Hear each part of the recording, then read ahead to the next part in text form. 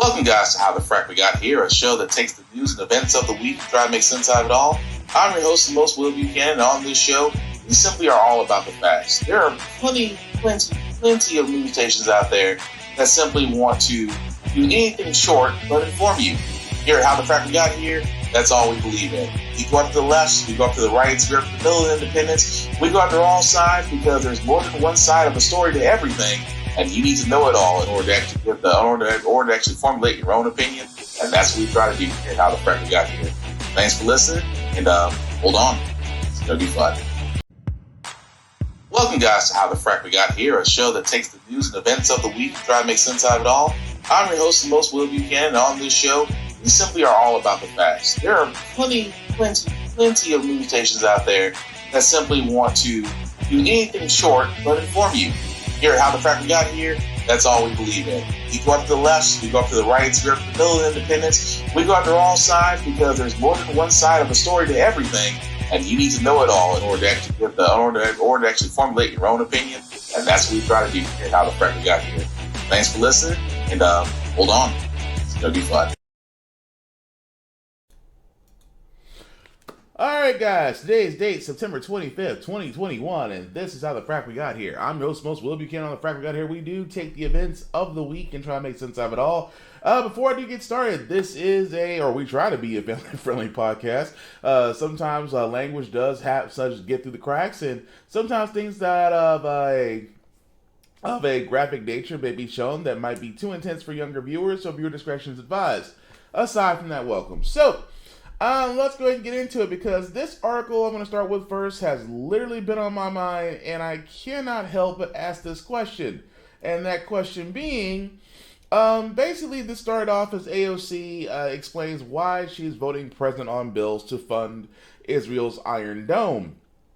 Now, of course, this is basically about the funding bill that Congress is attempting to pass, approving $1 billion in funding for Israel's Iron Dome. This is the problem I have. Because, again, if anybody's going to be the welfare queen of the United States, it definitely is not any of our southern states. In my mind, it seems to be Israel.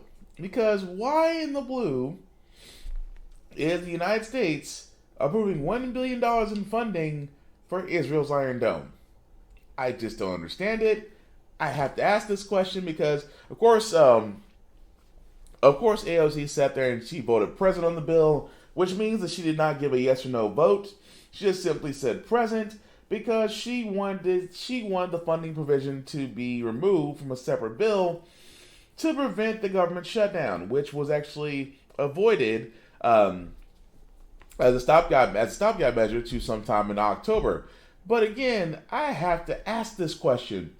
What does Israel have on us? Because keep in mind, the former Prime Minister Netanyahu is now being charged on crimes of corruption. And he was just in front of Congress just a little over 2 years ago saying that Israel needs money. And I just thought to myself the entire time, I get that we do foreign aid. I truly, truly do. But you would think at some point someone would sit there and go, wait a minute, we got bills of our own to pay. Why are we still helping other countries? Especially $1 billion in Israel to build an Iron Dome. I have to ask myself this, as an American taxpayer, why are we doing this? Because these are the kind of things in Congress where I'll sit there and I'll be like, okay, yeah, I guess we need this for this. I guess we need this for this. Israel needs an Iron Dome. Wait a minute. Where did the Iron Dome come from? I point this out because every time I hear about wasteful spending in Congress, or every time I hear about useless bills that go nowhere, every time I hear about money being appropriated somewhere, like money that's money that's supposed to be going to paying back rent or mortgages, and the people in these states don't see the funds, yet the funds are allocated to these states, and that's a whole other story. But Israel, Israel to me, I'm trying to figure this out. I really am. I got no answer for this. But I'm just thinking, if we've been paying Israel this long, and funding and foreign aid and things of this nature, all I could sit there and say is, what does Israel have on us? They must have the Ark of the freaking Covenant kind of dirt on the U.S. to where the U.S. is still providing aid and resources to Israel. We don't even do this. We don't even do this to Iraq, and Lord knows they're sitting on the biggest deposit of oil in the world. But whenever it comes to Israel, we just seem to write the blank check. I just haven't seen it. I have yet to see a Democrat, or well, I probably won't see it from Republicans, because Republicans, of course, Israel, Holy Land, extreme religious views. I don't expect that out of Republicans, but at least one Democrat or independent, it's like, is nobody asking the question of why we're paying Israel? I mean, all I can think of is that they got dirt on us. They must. They have to have dirt on the government, because I can't figure it out. Scorsese movies have less of a plot twist than the U.S. helping Israel. But again, I digress. That's just my little rant, because I can't fathom it. I can't understand it. Even more so in the next story, where again you have two teachers who are discussing COVID and the recommendations of masks and vaccinations, which I wanted to play for you guys because I also found it interesting. City, Mayor Bill de Blasio, as you both know, decided to mandate vaccines for teachers and public school personnel starting September 27th. How are you feeling about this vaccine mandate? Frankly, I am all for the vaccine mandate. I believe, especially now since Pfizer announced that they've now gotten full authorization. So I'm hoping more of our students will take advantage of this opportunity. And I'm also hoping that the staff will now make the effort to get vaccinated. To mandate something is it's difficult. It feels difficult for me as someone who cares a lot about choice. As an educator, you learn you can tell people to do things, but that's not actually going to get them to understand, and that's actually going to get them to comprehend and to feel really good about it. I'm not just saying choice is important, I'm saying fully educated choice. Taking the time to educate everyone on everything that they're doing, putting in their body. Everything in life has risks. We all know from taking even something like a Tylenol. Unfortunately, this is the best we have right now. And I do agree with you, Janelle, that we do need more education. We do need to make sure that people understand what the vaccines consist of and why they're safe. But right now, there are over 600,000 people who have died. And I look at the recent stats, the numbers are spiking, they're not going down. Yes, I understand the importance of choice, but I also see that public safety is really what's going to trump personal and individual choice. Urgency is so important. It really is. That if it means, like, let's, for example, someone who is hesitant to get the vaccine, giving them a remote option, making sure they're meeting with a physician who can explain to them, who can talk to them, who hears them out. And then during that time, they, instead of being like, I was forced to do this thing, are actually like, I understand. I really actually want to do this, and I want to come back into the building and do this. Thank you. I feel like I can make that step. I'm just talking about a way where we do less harm in that process with urgency. And I think that there are many ways. We continue to send you pamphlets. We have someone call you. I mean, we had people calling every day when we started letting tourists back in the town. Where are those resources now? How do we use those resources in communicating with these people who need to get the vaccine and keep them in a safe space while we do that? As opposed to saying, I'm not going to put any resources in that anymore. I'm going to mandate this thing. And we see what happens when people feel forced to do things by the government. I'm nervous about throwing everybody in to these overcrowded classrooms, overcrowded buildings who are not vaccinated, and taking this virus home into families. And I think that people who are saying that they're afraid, understandable so, actually listen to their fears, because without educating and getting people to understand what's at stake, I'm afraid many more people will die.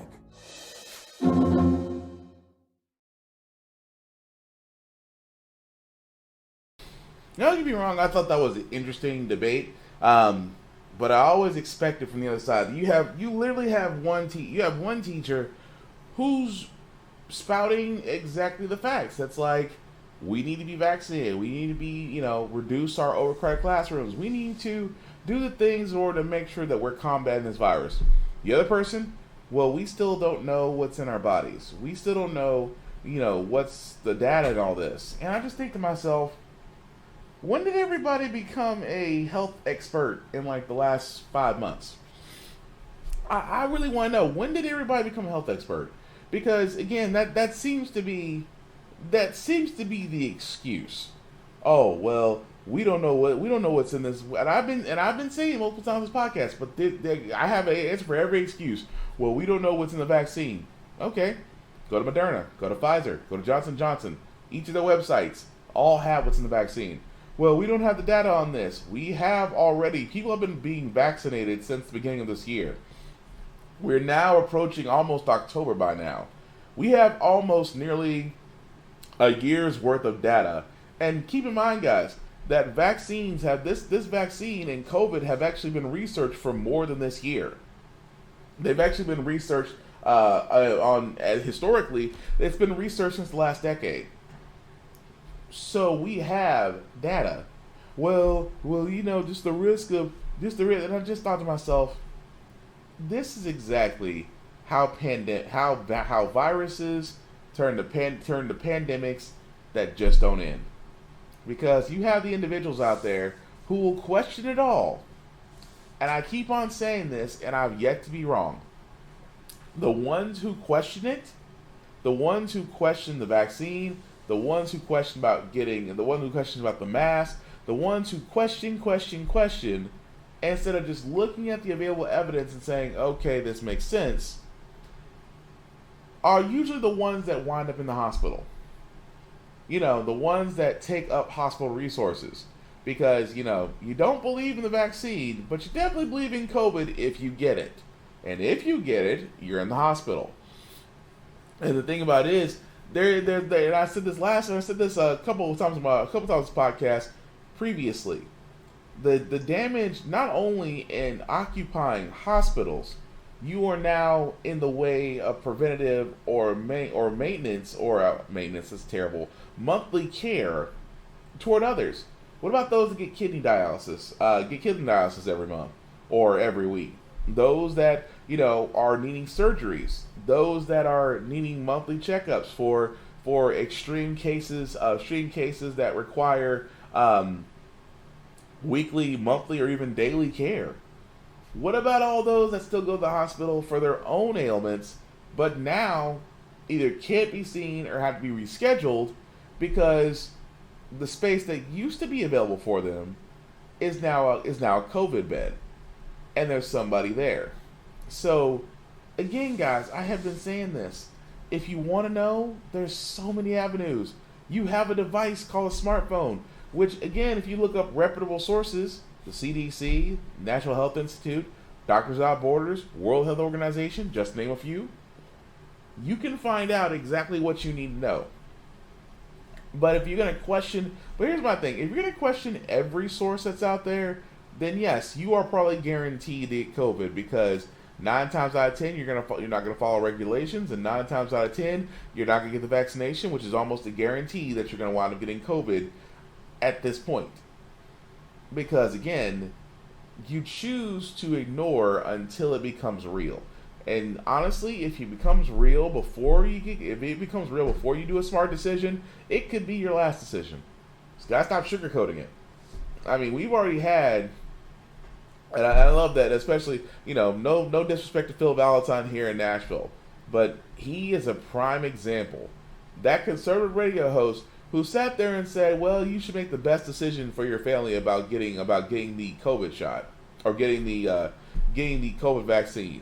He was always, because conservatives play middle of the field. Well, some conservatives play middle of the field, some of them don't. Here in Nashville, on certain conservative talk shows, they either go middle of the field or they go all the way to the right. Phil Valentine tried to play middle of the field and said, do what makes the best decision for your family, until he got COVID. And what's his family saying now that he's passed? Please, oh please, get vaccinated. It shouldn't take a death for you to... It shouldn't honestly take a death for you to get the memo. Shouldn't at all. But this is the reality that we live in, and until some people get this right, we are just simply going to see those numbers climb up, unfortunately. But speaking of unfortunate things, you ever heard of flying the friendly skies? Well, actually now it's the unfriendly skies. Because people are losing their minds when it comes to flying, even so much that it deserves congressional action. Check this out. 4,000 incidents so far this year. Flight attendants testified on Capitol Hill about all the unruly passengers they have been facing. And Gio Benitez is at Newark Airport with more on this. Good morning, Gio. Hey, Cecilia, good morning. And the numbers are still growing. Now, industry leaders, they want the Department of Justice to prosecute these cases because they've simply had enough. This morning, the in-flight confrontations seen over America's skies, making their way to Capitol Hill. If we continue at this rate, there may be more incidents in 2021 than in the entire history of aviation. Members of Congress hearing from flight attendants on the front lines of unprecedented air rage. Moments like this, just last week, a couple told to get off a plane in Fort Lauderdale because of a mask issue. You gave me one warning because my neck pillow pulled it down. Turn around. Turn around. Face everybody, Frank. Face everybody, Frank. And this incident earlier this year. This passenger on a Delta flight from LA to Nashville forcing the plane to divert to Albuquerque. Other passengers and crew members restraining him, carrying him to the back. Feels like flight attendants have become the target for all kinds of frustration. Flight attendant Teddy Andrews remembered one of his encounters. He said, N-word, I don't have to listen to a damn thing you say. This is a free country. I was completely taken aback. I didn't know what to say, but he continued, you heard me, N-word boy. Since the start of the year, the FAA has received more than 4,300 reports of unruly passengers. Nearly 3,200 of them are people refusing to wear masks. The FAA says there are signs of a decline in incidents because of its zero-tolerance policy, but that case numbers are still too high. And now this morning, industry leaders are also calling on the FAA to add more inspectors to investigate these cases, Cecilia. Yeah, Gio, these videos have us all shaking our heads in here. I was really surprised to hear this. Delta says it's got 1,600 people on its internal no-fly list. They've given 600 names to the FAA to be permanently banned, and they're pushing all U.S. carriers to make these names public. I didn't even realize they weren't at this point. Yeah, that's right. And now the airline trade group, they're trying to figure out if this is even legal. So they're working through that. But Delta really wants this to happen because they say that a person banned on one airline should not be able to fly with any other. Certainly need to be some changes. All right, Gio, thanks so much. Crazy, isn't it? Absolutely nuts. That at the same time, it's flying the unfriendly skies, apparently. Because the simple fact of the matter, guys, she's right that, you know, the no-fly list is not public. The names themselves are not public. It's actually shared between airlines and government entities. So it is amazing that at this point, over a mass, people have lost their minds. And shout out to the flight attendants, stewardesses that deal with these people, because it's just like nurses and doctors and hospital professionals and care professionals in hospitals. Y'all are saints, because if I was ever a flight attendant and you have someone come up to you and be like, you know what, N-word, you're N-word, I was like, nope. That would have been my end of my flight career. What happened? He called me the N-word. What'd I do? I acted accordingly. That's why I'm fired. I would do that with a smile on my face. But no, what really does need to happen in this situation is the FAA needs to treat it like terrorists.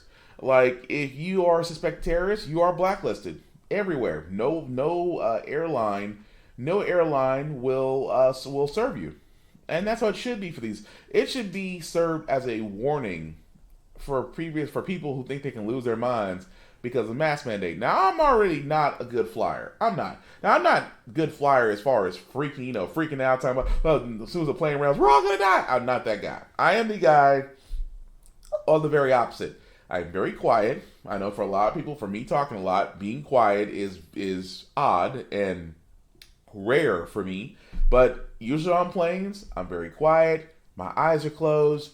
I am literally gripping the armrest. I am literally doing like this. This is my impression of me on a flight. Just like this.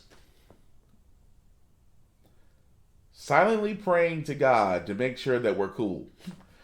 But only because I'm not a great flyer. I'm not. So I tried everything about, we tried sleeping pills. Tried those. Stayed awake the entire time. Headphones kind of help, but again, noise cancellation will never take away the fact that you're feeling air pockets as the plane is traveling through the air.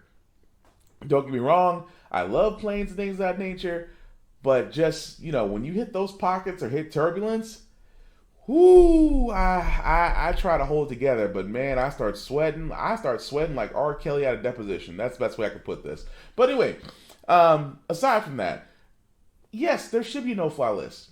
If you act a fool on a plane and you have to be detained by the air marshal, or you force the plane to have a landing while police are waiting for you when you land, you should be on a no-fly list. Why should you still be? Here's my thing. Why should you be allowed to fly if you can't even follow the rules? Anybody who's flying these days knows off the bat, yes, there is a mask requirement. Every airline out there has a mask requirement. I haven't been to my airport in a while as far as the interior goes, but I'm pretty sure there's signs going in, the checkpoint, and the gates. I am almost certain you'll find at least half a dozen signs that sit there and say masks are required. So why is it so hard to follow? Because of those very same people who will argue that I don't need to wear a mask because I don't have to wear a mask at home, I should have to wear a mask here. You are literally flying in a contained area with recycled air with other people. Yes, you should wear a mask. Safety alone screams the more than reason you need to. But at the same time, if they start putting these people on no-fly list, I like what Delta's doing. Put them on the no-fly list, share them with other airlines, so that way these people understand there are consequences. Because in this society right now, you don't seem to have a lot of consequences out there for these individuals acting a fool. I could live with that if they chose to go that route. But anyway, moving right along, guys, I did want to cover this because Biden did give his comments on what has happened at the border at Texas with the Haitians that were trying to come in and immigrate. Keep in mind, these are people that were coming from areas that were ravaged by natural disasters like hurricanes. A hurricane did come through Haiti and completely left nothing but devastation in its wake. Keep in mind, Haiti is also having issues of violence, things of that nature. So the immigrants, and a lot of people say, well, Haiti from Texas, they swam there? No, genius. They went through South America and worked their way up because they were just basically trying to survive, looking for food, looking for work, looking for just things to help them get by. And eventually they did wind up on the Texas border. So Biden, after what happened earlier this week, as the picture of the border patrol, what looks like they're whipping, at least that's what it looks like. I mean, pictures say 1,000 words, so I'm just call it what it is. Looks like they're trying to whip and detain Haitian immigrants, which for a lot of black people's history looks nothing more than slave catching. Well, President Biden did have something to say about this because people were wondering if he was going to say anything about this, and here was his response. ABC, Rachel Scott. Thank you, Mr. President. You said on the campaign trail that you were going to restore the moral standing of the U.S., that you were going to immediately end Trump's assault on the dignity of immigrant communities. Given what we saw at the border this week, have you failed in that promise? And this is happening under your watch. Do you take responsibility for the chaos that's unfolding? Of course I take responsibility. I'm president, but it was horrible what to see, as you saw. To see people treated like they did, horses barely running them over, people being strapped. It's outrageous. I promise you those people will pay. They will be, an investigation underway now, and there will be consequences. There will be consequences. It's an embarrassment, but it's beyond an embarrassment. It's dangerous. It's wrong. It sends the wrong message around the world. It sends the wrong message at home. It's simply not who we are. Thank you.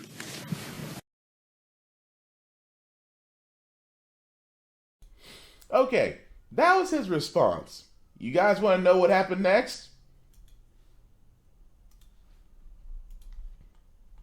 From Secretary Mayorkas is a commitment to get to the bottom of that incident with the horses, the horse patrolled Border Patrol agents, they were on the horses and the Border Patrol down there, and the manner in which they treated the migrants, which has shocked the conscience of many in the country, including, according to the president himself.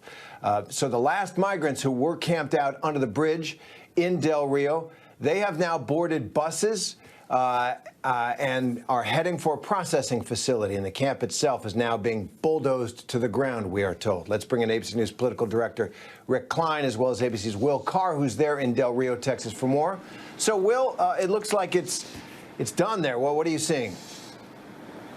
Yeah, Terry, a lot has changed here in just the past couple of days. We're at ground zero here for the country's latest border crisis in Del Rio. We're right up against a border fence, and on the opposite side of this fence is that international bridge that became the campsite for up to 15,000 migrants in recent weeks. Today, we just went there a short time ago, and there was only a handful of migrants left, and we watched as they were boarded onto buses and taken to local processing centers, and then they started to bulldoze that camp. So there are no migrants left there. They're getting rid of that campsite. And we just spoke with the sheriff of this area. He says that he's been sounding the alarm about this crisis since February, and that's pretty much fallen on deaf ears with people in Washington.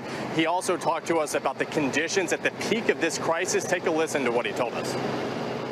You know, it's worse than third world country conditions. You can't imagine. You know, you're seeing babies, little kids, pregnant women, family units, you know, in probably the worst conditions I've ever seen. The sheriff's hoping that that message and all the images that have played out here at the border in the past couple of weeks will be taken note by people in D.C. as these border crises continue to play out like we've seen in recent years, Terry. It is a constant challenge there on the border. So what is next for the migrants who we saw there for days, who were expelled from the country without having any hearing or screening interview? What's next for them?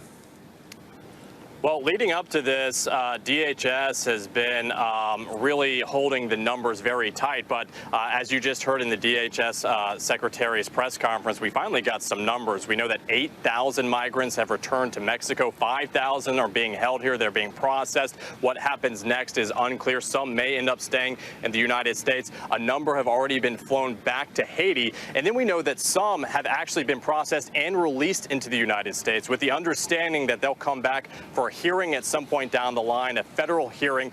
We've seen this happen in recent years, and some come back, some do not, and they just mesh into the system. Terry.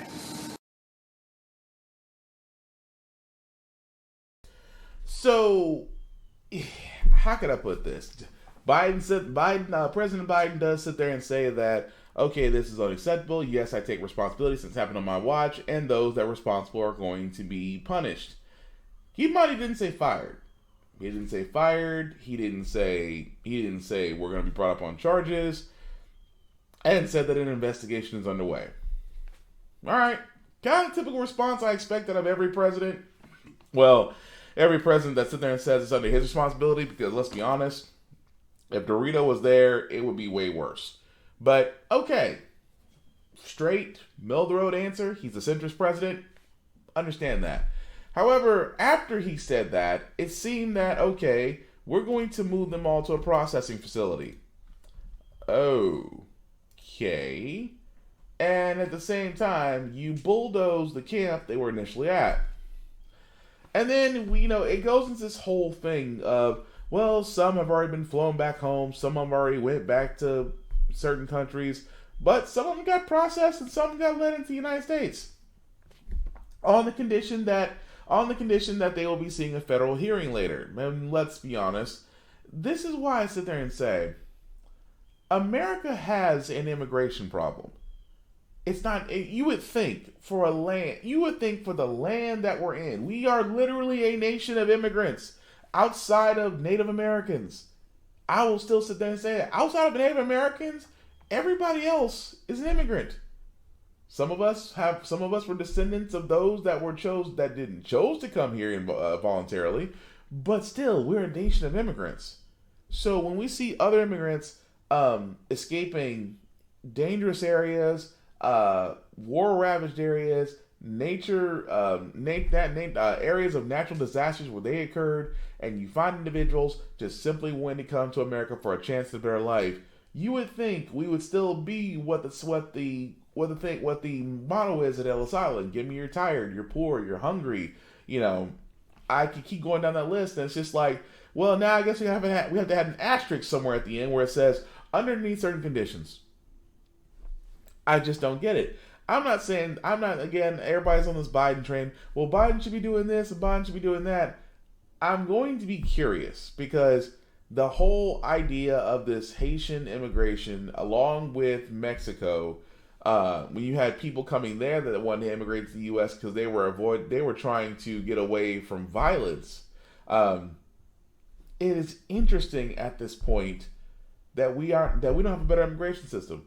Instead of us, Texas's idea of dealing with these immigrants who wanted to come into the United States was met with more barricades and more enforcement agents, when it should have been more immigration staff, personnel, lawyers, judges to really sort this out. How is it that in 2021 that we still do not have immigration figured out? I can go down the road. I'm just going to be honest. Some of us are extreme nationalists who believe that we should not allow any other minorities into this country. Because it's amazing. No one really batted an eye when the president said that he was going to be bringing over migrating 20,000 20,000 Afghans into the U.S. because of their assistance with the U.S. military and the Afghanistan wars. No one batted an eye. They sit there and packed up, even though they still left a lot of them over there, but still, nobody batted an eye. So when Haitians and Mexicans and Latinos decide that they want to come immigrate to the U.S. Out of fear of just everything, we have issues. Why is it that we don't have an actual immigration system that works yet? That's the thing I've never understood. How is it that we have all these, so-called smart people in Congress? And again, I ask this question: Why is immigration kind of like going to the DMV? Nobody likes going to the DMV. I don't care what nobody says. DMV personnel don't like going to the DMV. And if you ever been to the DMV, you'll get exactly what I'm talking about, because the system isn't designed properly. It doesn't work properly. So again, we're just seeing the remnants of this, and we're seeing shocking stories. Just like the picture of the Haitian border officer with that one Haitian immigrant with the whip. It just makes no sense.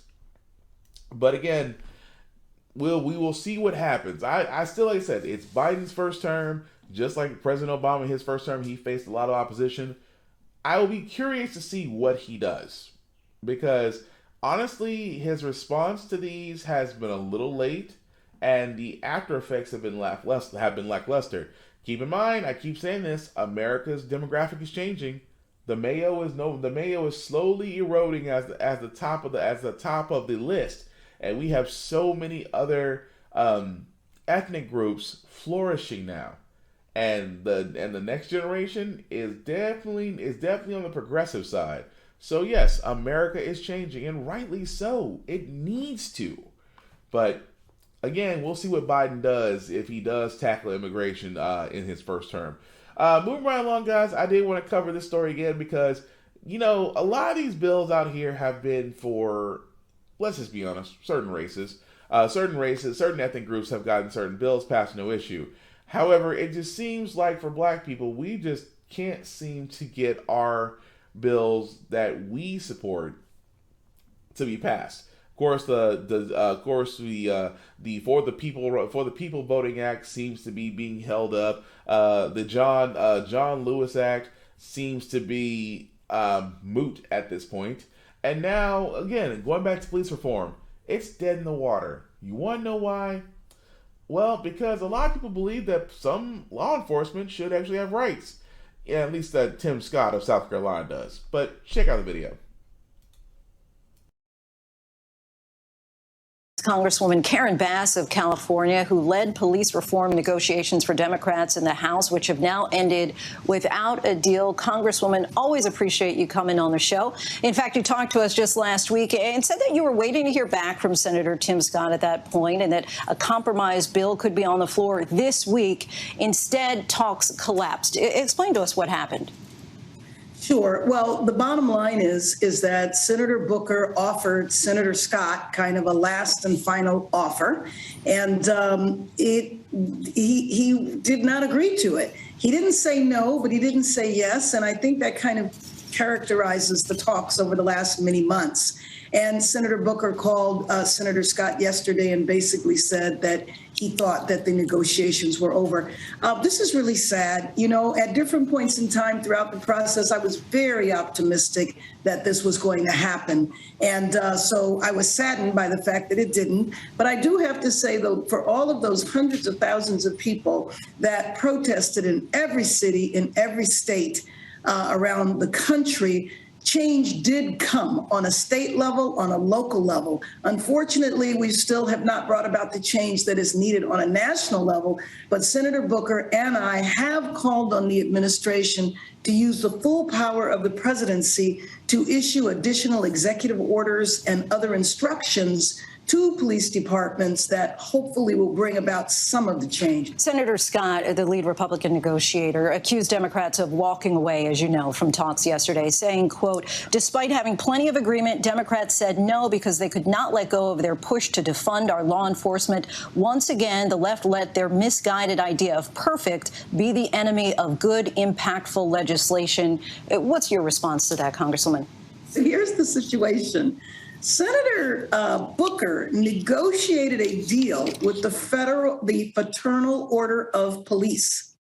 I don't think that the police wanted to defund themselves. President Trump signed an executive order that we offered we could put that into law. I don't think President Trump was trying to defund the police. So I think that that is a talking point that is used by Republicans, but neither Senator Booker or myself support defunding the police. And frankly, the George Floyd Justice in Policing bill also provided resources for police. Now, what's ironic here is that when we had legislation to fund the Capitol Police, to fund local government, and part of that money went to law enforcement, Republicans voted against it. Back in March, your George Floyd Justice and Policing Act passed in the House. Let's look at some of the key aspects of that on the screen there. Republicans didn't want to do away with qualified immunity or no-knock warrants, one of several sticking points during talks. But why not move forward with a bill on the things that you could agree on, like incentivizing police departments to use body cameras and give officers more training? Would that have been better than no federal action at all? It would be, but I do have to tell you that even on some of those points, we still did not reach agreement. Senator Scott still did not agree. I think the one area that there was agreement was on chokeholds, and maybe that is something that we would do. But you just listed 4 or 5 things in the bill. There were probably 3 times as many provisions as that. And the problem is that if we had got to yes on, say, 10 of those things, then we would have been talking about significant legislation. But that just didn't happen. So what does happen now? You have said that police reform may have missed its moment. So when will its moment come, if not when Democrats control Washington and after protesters fill the streets? Well, remember now, Democrats control the House, and we passed the legislation twice. But you know, in the Senate, even though Democrats are in the majority, they have to have 2/3 majority to pass legislation. That's what is lacking. It is the structure of the Senate that is the problem. I think if it was like the House, where it was majority vote and they didn't have the filibuster over there, we probably could have gotten a strong bill on President Biden's desk. So I do think, though, that reforms happened all over the country, and we shouldn't dismiss that. The protests did bring about real change, but we just have to keep at it. And so one of the things that we will look at is that maybe we look at pieces of the bill and just move individual bills forward. All of that is being examined right now. I want to switch gears now. You're a former chair of the Congressional Black Caucus, whose leaders met with White House officials yesterday about the treatment of Haitian migrants at the southern border. We heard your colleague, Congresswoman Maxine Waters, say that she was pissed about it. What's your response to those images?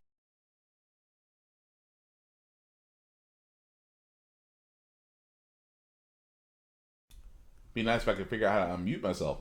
Okay, so a lot to unpack there. So we'll do it rather quickly. I'm just gonna be honest. It just seems when it comes to bills that actually are really helping the black community and things of that nature, it just seems to fall on deaf ears.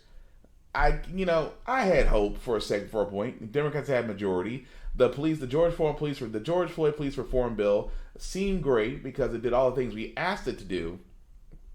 Passes the House with no issue twice. Gets the Senate and what? And it's always funny. It's funny because the Republicans send their only black senator. That sentence alone should tell you everything.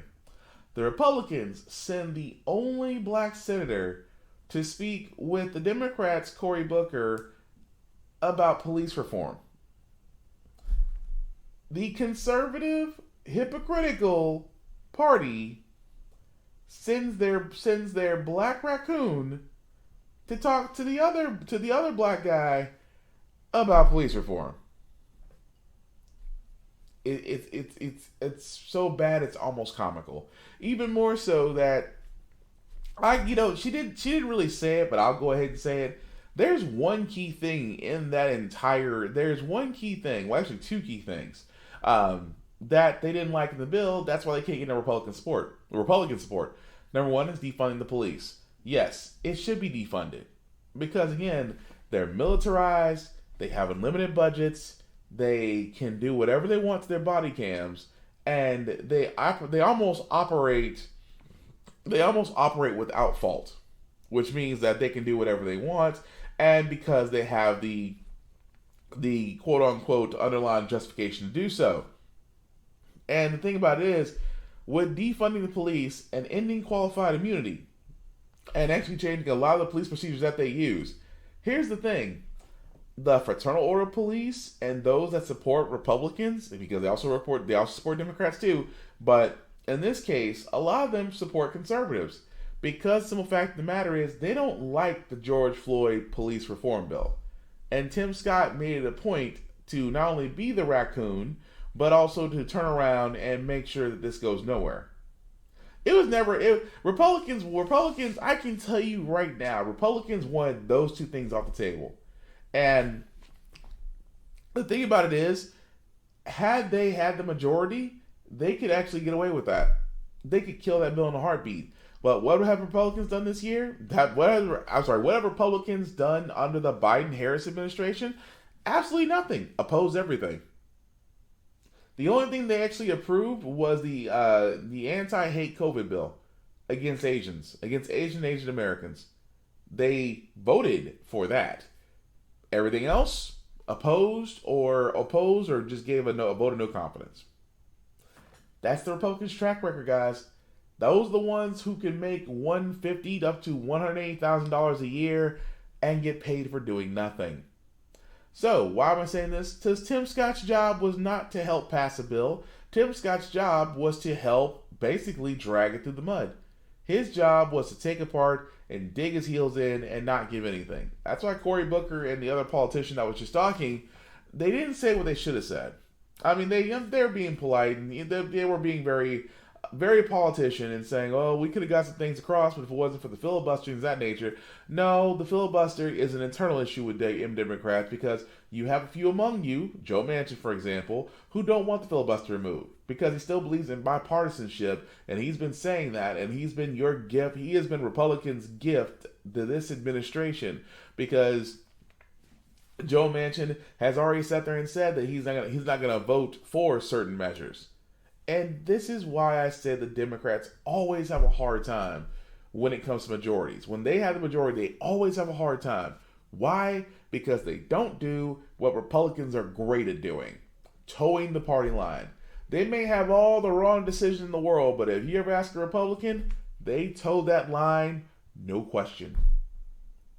And that alone should tell you everything you should want to know about Republicans and how they're able to get things done is because they toe the party line.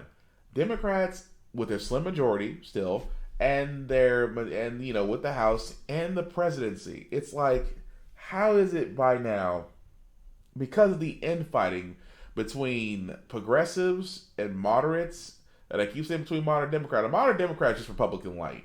But progressives are willing to move forward. They're willing to get these bills through. They're willing to go ahead and get these structural plans through and voting plans through and things of that nature. The House just introduced a women's rights bill for abortion, not just yesterday. So, again, going back to police reform, I just don't feel it's sad to say this.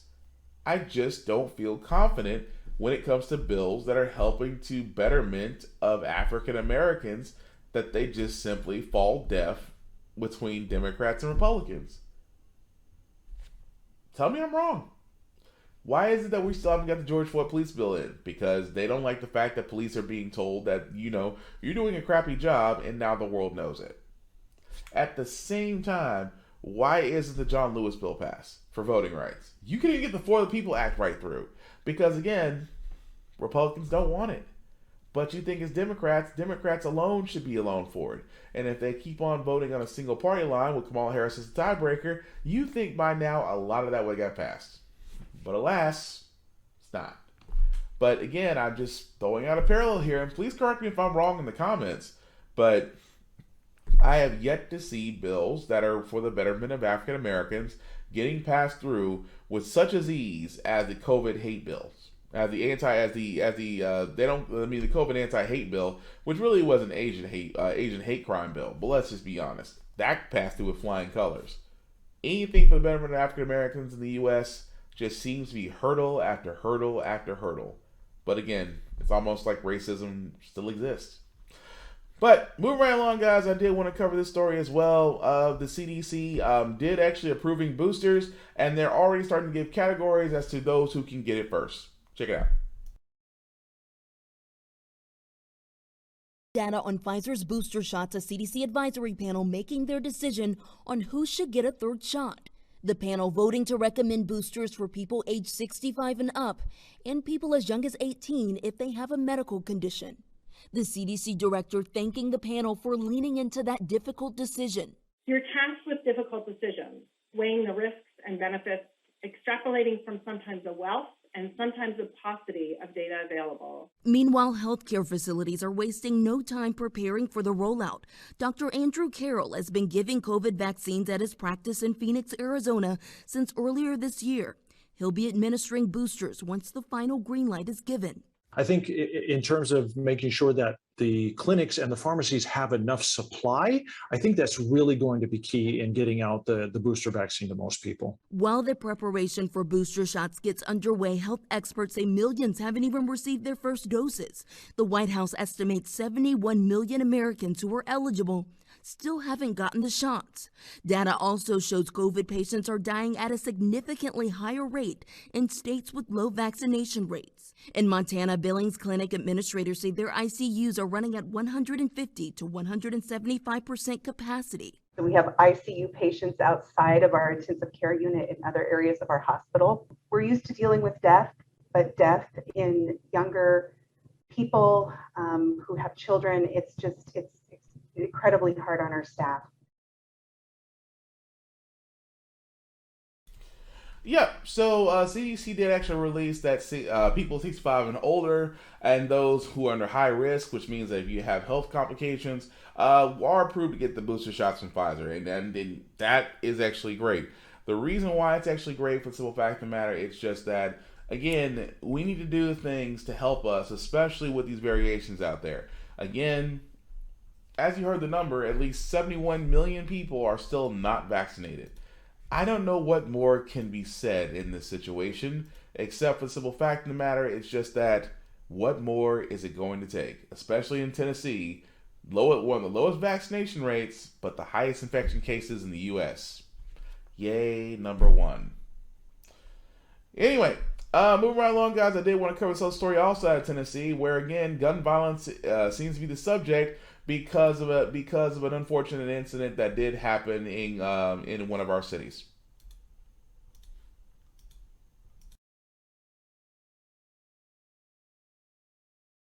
Emerging tonight about the frantic scene that unfolded Thursday at a Tennessee grocery store where a gunman opened fire. Customers and employees fled. Andre Barlow escaped to the roof. I saw people running. He followed them in there. He followed them in and commenced the shooting. 10 employees and 5 customers were shot. Multiple are still in the hospital tonight. Olivia King was shopping when the mother of 3 lost her life. Family was everything to her. She was the kind of shy, quiet one, but when she got to know her, she really wasn't. Authorities say the shooter, 29-year-old Ook Tang, was a third-party vendor working at the store. He took his own life as authorities arrived. Police Chief Dale Lane was at the scene. We could have had a worse situation yesterday if the folks inside had not done what many of them had been trained to do, and that's run, hide, fight. It's very simple. Sarah Wiles hid and texted her family. I didn't want my kids and my husband to not know that they weren't the last ones I was thinking of had something happened. One life lost and dozens of others left with memories, unfortunately, too vivid. Vaughn Hilliard. Now, of course, again, that does bring up the subject of gun violence in Tennessee, and Tennessee being one of these states with, how can I put this ever so nicely, the most liberal gun laws that we have in the U.S. And it's amazing that every time something like this happens, they bring up the fact of, oh, well, you know, gun violence, and every gun nut will be like, oh, you're going to come from our guns. No, you're not. It's never happened. Republicans love to say this line. They're coming for your guns. They're not. I'm a gun owner. No one's came for my guns yet. You're fine. We're just asking for stronger regulations, stronger procedures. At the same time, a lot more checks and balances that will help us. And of course, this is going to fall on deaf ears because Tennessee believes that any new regulation prevents anybody from getting guns. Now, my theory on this is, if you have an issue with more firearm rules, regulations, training, and balancing checks, if you have an issue with it, I can only assume that you're not supposed to have one. That's my argument. If you have it's like, well, I popped up on a background check. Probably shouldn't have one. Well, I had a previous domestic violence case. Probably shouldn't have one. I can go down the list. You didn't, I mean, you know, if you have one of those things that, you know, that makes somebody at the TBI go, no, probably shouldn't have a gun. Just my 2 cents on it, but we will follow that story as it develops. Because trust me, they're going to go more into that. I'm almost certain of it. But in this case, I did find a story that was interesting, that 10 black female officers who are DC police are suing the police department for discrimination and retaliation. I cannot make this up. 10 current and former MPD officers paint the culture within the department as toxic, a place where sexism and racism were allowed to fester, and those who spoke up were retaliated against. Sergeant Tamika Hampton has been with MPD since 2003. She told me her rise up the ranks meant enduring discrimination within the department. When she refused to stay silent, she said she was punished. Even though they say that retaliation is not tolerated, it actually is. It's just covered up. Hampton is among 10 current and former black women police officers suing MPD. They have a combined 238 years of experience, and their ranks range from patrol officer to a current assistant chief. Their lawsuit claims the department and its Equal Employment Opportunity Office have enabled a culture of bullying and intimidation, where abuse of power is accepted and complaints of racism and sexual harassment have been ignored. Officer Kia Mitchell emotionally recalled an episode in which a sergeant took out his penis and urinated in a van she was in with other officers. I was so afraid to come forward with it because I just knew they were going to take my contract or not renew my contract. The lawsuit contains allegations stretching back decades, but attorney Pam Keith says they paint a full picture of what she called the living hell these officers have had to endure. They have all reported up their chain of command. Some have testified before the city council. Most have reached out to the mayor's office, and they have been disbelieved, ignored, and set aside. MPD would not comment on specific allegations, but said in a statement that it's, quote, committed to treating all members fairly and equitably throughout our organization. We take these allegations seriously, and we will be reviewing them thoroughly and responding accordingly. This is a symptom, a deep symptom of a larger cancer. Attorney Donald Temple says his clients, especially those current officers, are risking their careers by coming forward. Sergeant Hampton says it's worth it. She believes the district and MPD will be better for their courage. I really did not endure this for this job. I endured this for my community. In the district, Corey Smith, News 4. So tell me again. This is one of those things where I keep on saying, guys, that the simple fact of the matter is that there's nothing wrong with the police force. Seems to be. But especially when you see stuff like that. When you see stuff like that, it is a little difficult to turn around and sit there and say, oh, there's no issues with the police. Because you know what I noticed? I have noticed this. There is a pattern. Because, guys, remember the January 6th investigation, or I should say open session that Congress is currently having right now? Remember when the Capitol police officers testified as far as everything they went through that day? And I wasn't the only person that said it, but I asked the same question. Where are the national police organizations, the Fraternal Order of Police? Where are they for these men that are speaking out, saying that are defending these men and speaking out for them? Where is their coverage? Their silence says everything. So now you have 10 black female police officers who are all sitting there saying there is a cancerous behavior within their law enforcement in DC. Now that's just DC, but let's be honest, it's everywhere.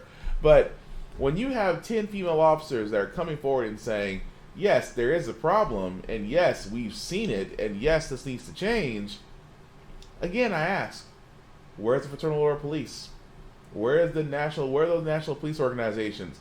Those unions that'll sit there and come forward when police jobs are threatened, when police procedure is threatened, they come out the woodwork. But when one of their own comes out with complaints, especially a black female officer, silence. And that alone should tell you everything you want to know about the police. Because again, if there was such a great thing about police, and I keep pointing this out, I keep honestly pointing this out all the time. If there's such a great thing about good cops calling out bad cops, we would support the good cops. I have been saying this the whole entire time. If you're a great cop and you're calling out the bad cops, the community will support you 100%. Why? Because you're doing exactly what we asked you to do. But the thing about the police is we can't even trust them because the good cops usually get fired or get their pension and no longer a police officer, or they mysteriously get moved. But the bad cops, oh no. Promotions, raises, leave one state, get hired in another state like nothing happened. Again, explain law enforcement. Explain that 10 of your own right now are seeing the writing on the wall, and yet the code of silence, the blue code of silence, is exactly what it is. Silent. But the last story that we got, guys, I did want to go over before we get to our feel-good news segment, is I have been saying stuff like this was going to happen since Texas introduced their bill, and I said that other states are going to be introducing bills. I wasn't wrong about this.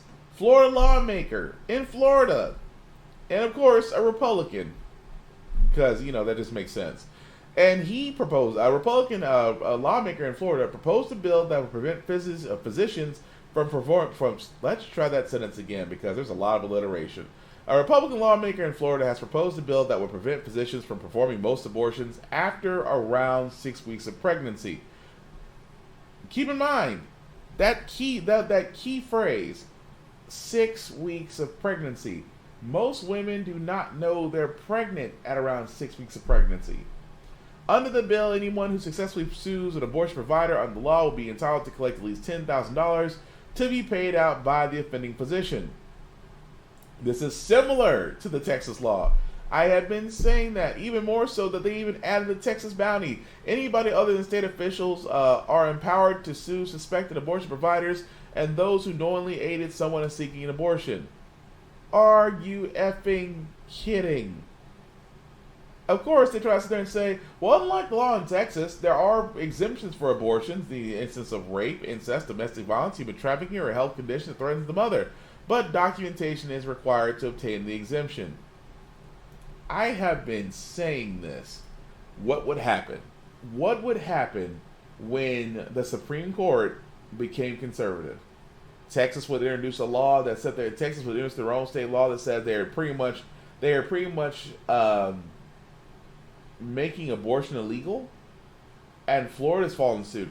Do you not think because Supreme Court has looked away from Texas that every other Republican maybe dominated state is probably going to turn around and introduce their own bills? This is the dismantling of Roe versus Wade, guys. And for a lot of women out there, I feel for them, because a lot of women are now, a lot of women, especially if you're in Texas, you can travel outside Texas to get an abortion. Some women may not have that ability. At the same time, physicians are now being scrutinized, not only in Florida, but Texas as well, because you can't provide the care that a woman needs without your livelihood being threatened. And the fact of the matter is, they have a snitch law. I call it a snitch law. That you have bounty hunters in Texas looking for folks to basically say, hey, this person got an abortion. You basically are starting the pseudo-Salem witch trials at this point. And Florida's at the fall right behind them. And don't think that those are the only two states that are thinking of ways to try to get abortion legal. Because again, the pro-life people are full of crap, yes, but unfortunately they're also in offices and also have money and influence to where they need to defend the unborn, which again is amazing to me. That's America in its sense, to basically put itself in situations it has no business in doing while ignoring the problems that it should take care of themselves.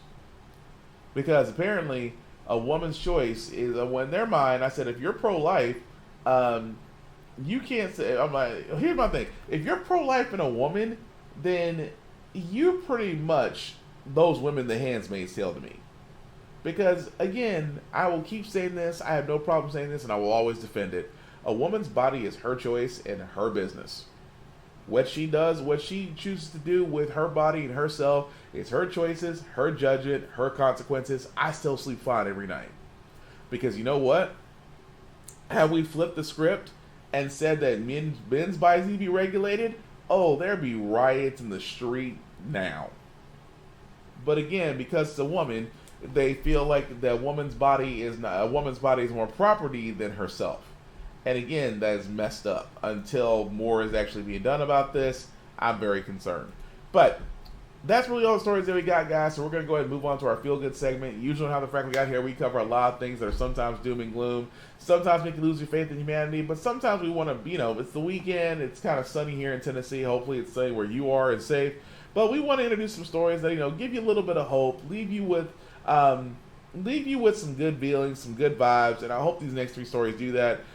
Because this first one, I believe, is basically a principle of the year. But these are the types of principles you remember because, like I said, much like educators, great educators will always stick out in your mind. And this principle definitely deserves that. Check it out.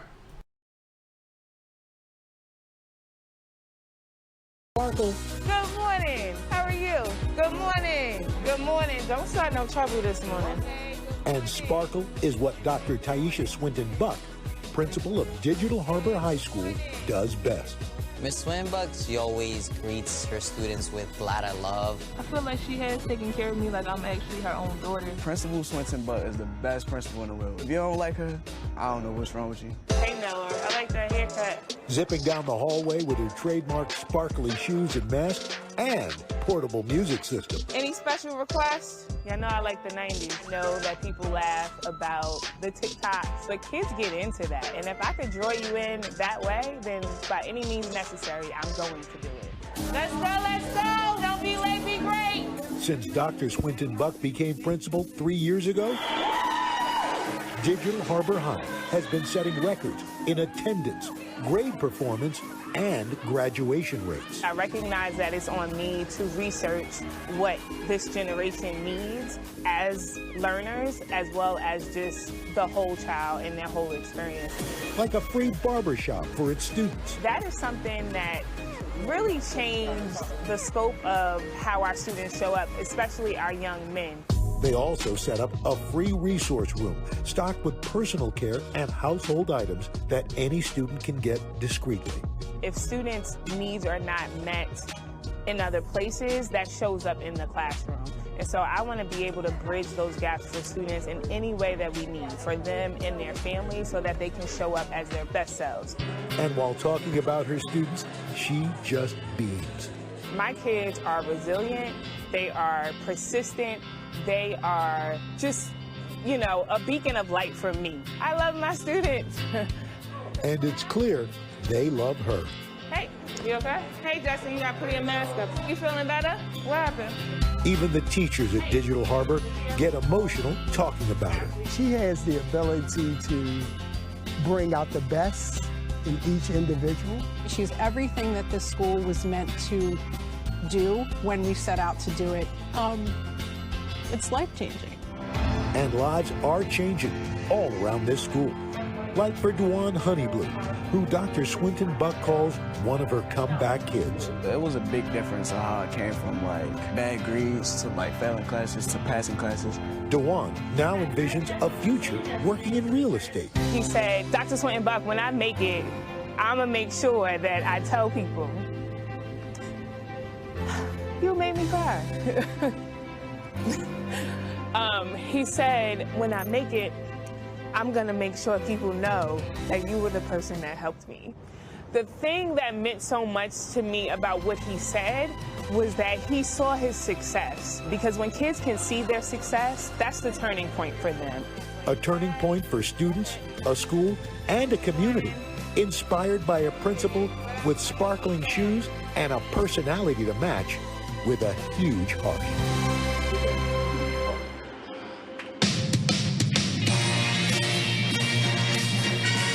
He was just named Principal of the Year for the great state of Maryland. And she has her sparkle shoes ready to roll. Please welcome Principal Taisha Swinton Buck and the fantastic students of Digital Harbor High School. Doctor, how are you feeling today? I'm feeling fantastic. When you hear these kids talk about that, about how you've inspired them, and also your staff members, how you've inspired them, how does that make you feel? It makes me feel really good. I serve an amazing group of staff and students. I'm just humbled and grateful to stand in this moment with them and have this memory because they deserve it. Well, Dr. Swinton Buck, we want you and your students and your school to keep being a success story. So we have a little surprise for you. Are you ready? I think so. Okay, here we go. Every student at Digital Harbor High is getting a free Dell laptop. And you get to keep it. And you guys get internet access for a year. That's right. Thank you so This much. is all provided by our parent company, Comcast. But hold on, there's more. Your school is getting 1,400 laptops, and Comcast is going to give away another 1,600 laptops to school programs throughout Baltimore. Oh, wow. Thank you so much. So, in all total, that's 3,000 computers. That's our so awesome. largest computer laptop giveaway ever. Wow, thank you so What much. does this mean for your community? Oh, it means everything to us. At Digital Harbor High School, we're focused on technology. Computers kept us connected during the COVID closure, and so we're so happy that we can continue on trend with Digital Harbor High School technology. We're going to stay focused, right, James? That's right. All right, how you guys Stay feeling? focused. We feel good. And we want to mention again, the laptops and the internet service donated today come from NBC Universal's parent company, Comcast, and it's Internet Essentials program providing broadband internet service to eligible families and is part of the company's billion-dollar commitment to digital equity. Dr. Swinton Black and everybody at Digital High, thank you. At Digital Harbor, thank you so much for everything you're doing. Thank you It's so so much. nice to meet you. Thank you so much. And the twill is on point. Thank you. With the That's sparkling right. sneakers. We love it. All right, guys. Thank you. I keep on saying it, and I will not stop saying it. When you have great educators and principals and people that truly do care about their kids, it definitely stands out, and you don't forget them. Like, I've been saying this because I have a soft spot for educators, because if it wasn't for them, I would not be the person I am today. So I will always remember the teachers that definitely left an impact on me, and those students are going to remember the impact that principal left on them. And at the same time, let's be honest, you give kids free stuff, they swarm it. So I don't even know why they're surprised. They had those things right there, and they came all for them Dell laptops. But anyway, just want to give kudos to where it's kudos due. The next story is basically a pandemic one. It's not a sad one, because it turns out that people really do like food.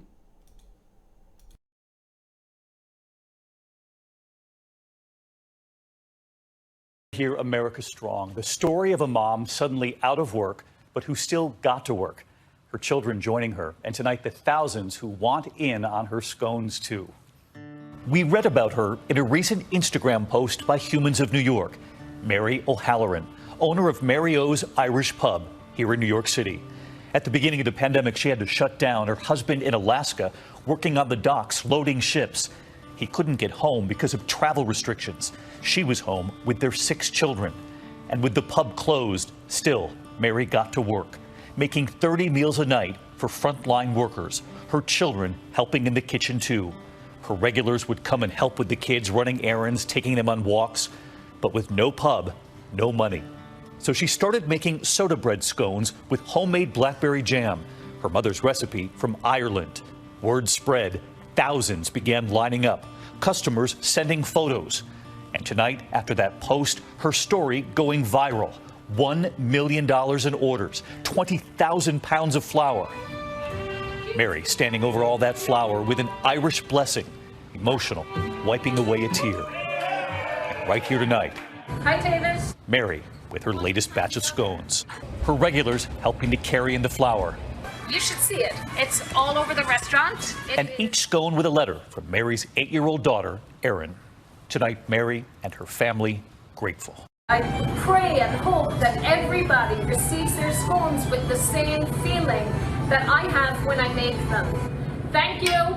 Mwah. Thank you, Mary. Great. Now I want scones. They look awesome. Anyway, I always like the fact that, it's when a community comes together, hey, especially when you make great food. I'm be honest with you guys. I think, that is the way to peace. Aside from that, in football, I've been saying on my Facebook page, I said I think the way the world peace is through football. But scones are cool too.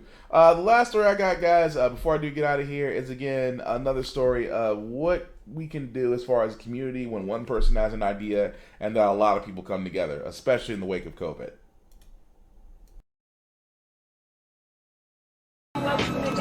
You can come and join in with us. We're also making available information about the COVID shots. It's the polarizing issue today that some embrace. Thank you. Not I a think problem. it's a good idea. And others quickly dismiss. If you change your mind, we here till 8 o'clock today. But these community outreach workers are relentless. You guys good with vaccination? After you get your food, come on back home and get it done. Approaching every car, commuter, Pass it on to your loved ones. and customer near this McDonald's in the south side of Chicago, hoping someone will opt for a dose of Pfizer or Johnson & Johnson, along with their Big Mac. It's an unconventional site to get a shot. You get your first. But owner and operator Yolanda Travis Mack says there isn't a better place than her parking lot to connect with those in her underserved community. We have 3-4 bus lines. We have a school close by. We have a senior citizens home right on the corner on a main street. A couple months ago, Yolanda had the idea to turn 2 of her McDonald's franchises into vaccination sites, with the goal of getting 100 people vaccinated. The city of Chicago and the news kept reporting that in my community, a lot of the people were not being serviced. I said, I think I need to do something. You're not a doctor, you're not a nurse, you're not the government. What does it say about this country that you're able to help provide this service? That's what we do. I mean, you look at the people who are in the military. When 9/11 happened, people stepped up. Hurricanes, people step up. I'm a part of that step-up crowd.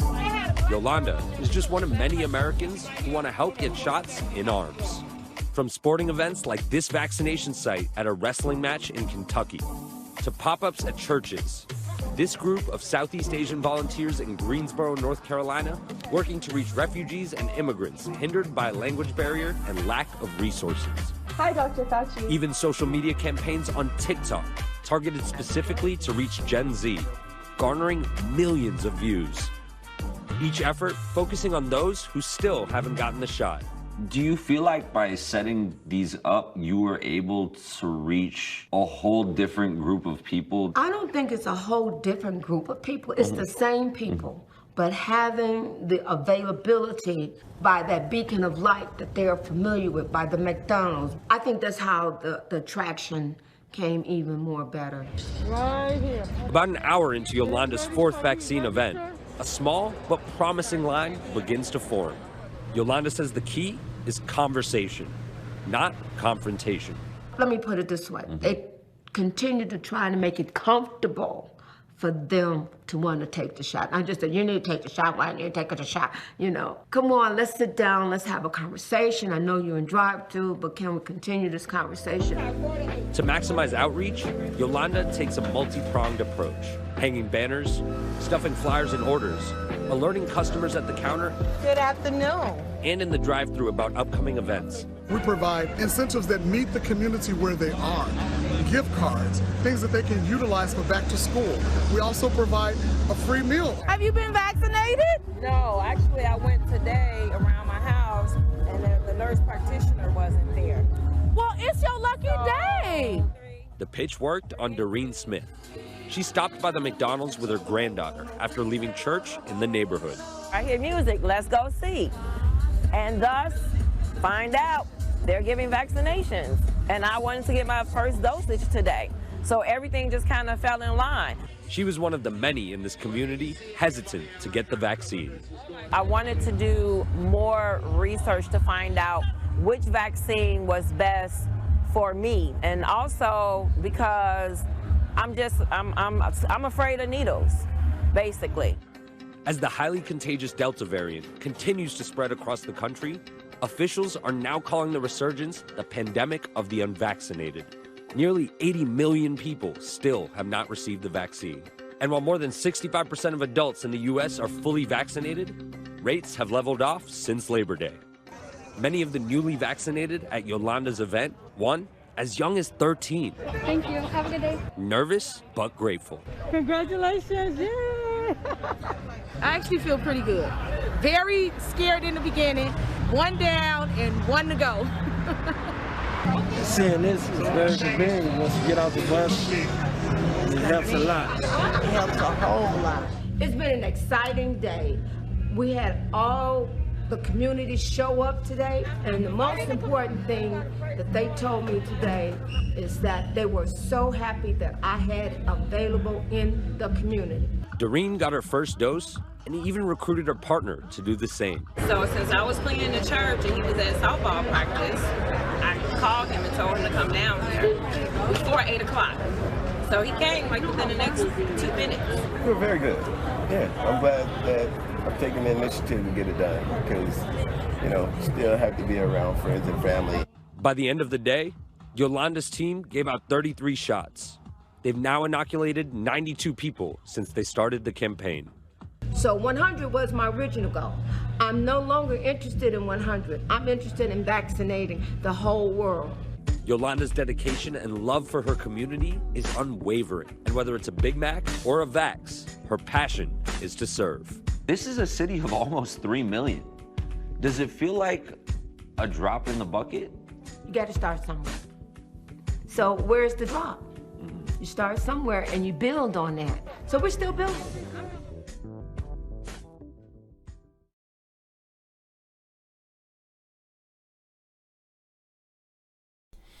And I'm just saying, I just thought that was pretty cool that she literally took her franchises and got people vaccinated, got them informed, and really was able to stave off a lot of their fears. But again, I just thought that was pretty cool. But that's going to really do it for our podcast, guys. I thank you all for watching, for liking, for letting people know that we're online. I certainly appreciate it. Do got to do some shameless plugging before I do get out of here.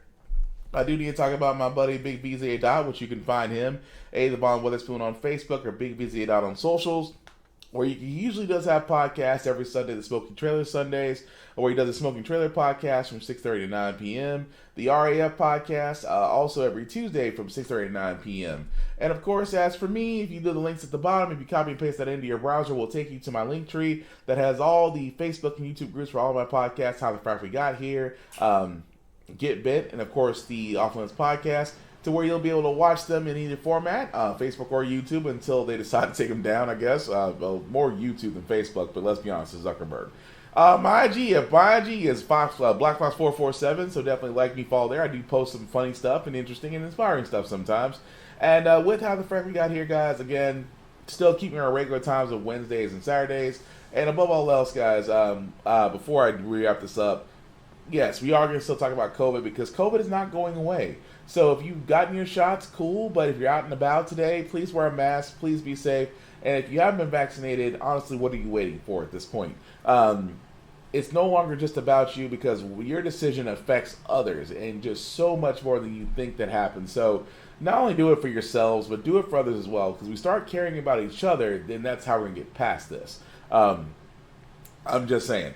Aside from that, guys, How the Frack We Got Here is all about staying informed. We're not trying to change minds. We're not trying to persuade people. We are simply trying to do what news stations of old try to do, which is give you all the facts, allow you to make up your mind for yourself.